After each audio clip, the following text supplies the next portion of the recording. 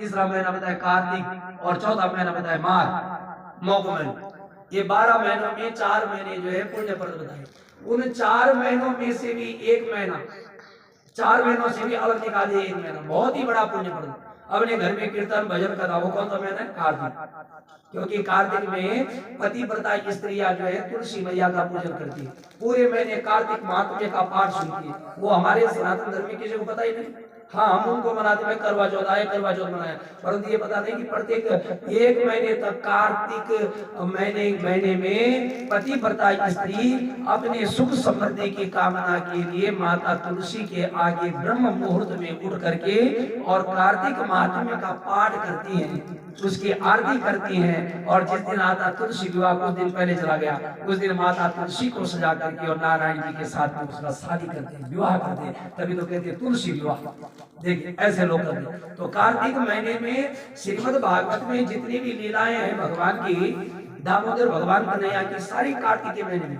जब मैया जी ने उनको ओखल में बांधा तो कार्तिक का महीना, जब उनको गाय चराने की अनुमति दी तो कार्तिक का महीना, जब उन्होंने माकर लीला की तो कार्तिक का महीना। देखो महाराज, इसको कहा जाता है दामोदर मास। ये जो कार्तिक मास है, इसको भगवान का नाम का दर्जा दिया गया, इसको कहते हैं दामोदर मास। ये भगवान का ही महीना, क्योंकि इसमें अधिक लीला भगवान ने की। तो आइए, तो बहुत ही अच्छा हमारे शर्मा जी के घर में, और वैसे भी आज भगवान की प्रिय तिथि द्वादशी तिथि। बताओ, द्वादशी तिथि है आज, जो भगवान विष्णु जी को बड़ी प्रिय है। तो अलग अलग देवताओं को देखो, षष्ठमी तिथि जो है कार्तिकेय भगवान जी को बड़ी प्रिय है। सप्तमी तिथि जो है सूर्य और गंगा जी को बड़ी प्रिय होती है, सप्तमी तिथि। पंचमी तिथि नागराज जी को बड़ी प्रिय है। पंचमी तिथि जब कहते हैं नाग पंचमी, हाँ, तो पंचमी तिथि किसको प्रिय होती है? नागराज जी को। और विष्णु भगवान को द्वादशी प्रिय है, और शंकर भगवान को चतुर्दशी बड़ी प्रिय है। तो अलग अलग देवताओं की अलग अलग तिथियां जिनमें जो है उनका महात्म्य सुनना, उनकी कथा सुनना, महाराज जी बहुत ज्यादा सीधे सीधे 4 फल मिल जाते हैं, धर्म अर्थ का मोक्ष। उसी आज द्वादशी तिथि पर भगवान का आप कथा सुन रहे, वो भी कार्तिक का महीना, दामोदर मास। तो आइए, नैमी सारण्य पावन भूमि में जैसे आप बैठे हैं, ऐसे जो है सारे 88,000 ऋषि बैठे, ब्रह्म ऋषि, देव ऋषि, राज ऋषि, जिन्होंने ब्रह्मा की उपासना की, ब्रह्म की उपासना करने के बाद सत्य को प्राप्त करने के लिए बैठे, ध्यान से सुनो। और जिन्होंने देवताओं की उपासना की, फिर सत्य को प्राप्त करने के लिए बैठे। जिन्होंने राज का भोग किया, फिर भी सत्य को प्राप्त करने के लिए बैठे। अच्छा, जितने हम लोग यहाँ पर है, राजा, रंग, पंडित, ज्ञानी, आप, संत, महात्मा, बड़े बड़े ब्रह्म ऋषि, देव ऋषि, राज ऋषि, जितने महात्मा है, सब किसके पीछे पड़े? यदि कोई पूजा करता है, ध्यान करता है, तपस्या करता है, कुछ भी करता है, केदारनाथ जाता है, बद्रीनाथ जाता है, किसके लिए जाता है? मुझे मोक्ष की प्राप्ति। मोक्ष का मतलब सत्य की प्राप्ति। सत्य कौन है? भगवान। उसी मोक्ष की कामना करता है हर संत हो, ब्राह्मण हो, आप और हम, इसीलिए ध्यान में बैठे। तो देखो, सत्य को प्राप्त करने के लिए आदमी जो है सारे ऋषि वहां पर बैठे, क्योंकि मरने के बाद देखो संसार का कोई भी व्यक्ति जब संसार से जाता है तो उसके पीछे 2-4 आदमी जाते हैं, 10-5 आदमी जाते हैं, वो यही कहते हैं राम नाम सत्य। देखो, संसार में सत्य क्या चीज थी?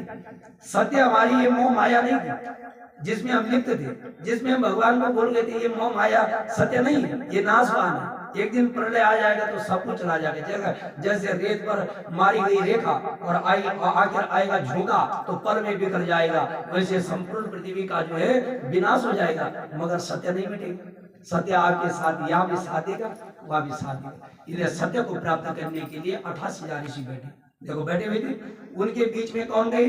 उनका नाम है सूत जी महाराज। अब देखो, जब हम पुराण करते हैं ना, तो सूत का मतलब क्या होता है? साधारण अर्थ। सूत का मतलब होता है तागा, तो ये तो हिंदी अर्थ है, सूत का मतलब तागा।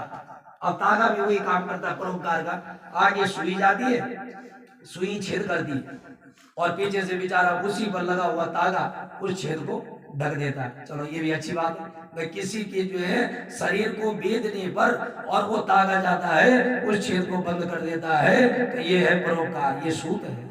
और एक सूत संस्कृत में उसे कहते हैं जिनकी माता ब्राह्मण कुल की थी और पिता जिनके क्षत्रिय थे। ऐसे ब्राह्मण कुल की माता और क्षत्रिय कुल के पिता, इन दोनों के संयोग से जो संतान पैदा होती है उसे हमारे शास्त्र में कहा जाता है सूत। और ऐसा पुत्र यदि किसी के घर में जन्म लेता है, जैसे कलयुग में देखा जा रहा है, ब्राह्मण का लड़का क्षत्रिय की लड़की से शादी करता है, ये क्षत्रिय का लड़का ब्राह्मण लड़की से शादी करता है, कुछ भी करो, चाहे तुमने उच्च कुल की लड़की को बहू बनाया और चाहे आप नीच की लड़की को जो है आपने बहू बनाया, होने वाली संतान आपके घर में वर्ण संकर ही पैदा हो, वर्ण संकर।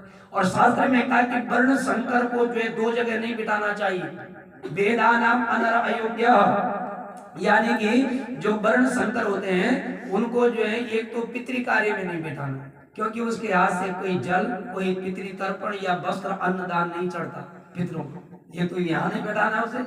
और एक वो शास्त्र का निर्माता नहीं हो सकता, चाहे कितना भी बड़ा प्रकांड विद्वान हो, वो शास्त्र तैयार नहीं करेगा लोक हित के लिए, संसार के हित के लिए शास्त्र नहीं लिखेगा। बस ये दो जगह जो है उसको अयोग्य माना जाता है, अनाधिकारी, अनाधिकारी। और शास्त्र ने कहा दो जगह, यानी कि अब हर जगह पतित आत्मा, दुष्ट आत्मा, अधम आत्मा, कैसी भी माता के गर्भ से उसने जन्म लिया, वो हर कहीं पूजनीय है। कौन कौन सी दो जगह कभी जाति नहीं पूछी जाती? कौन सी जगह है?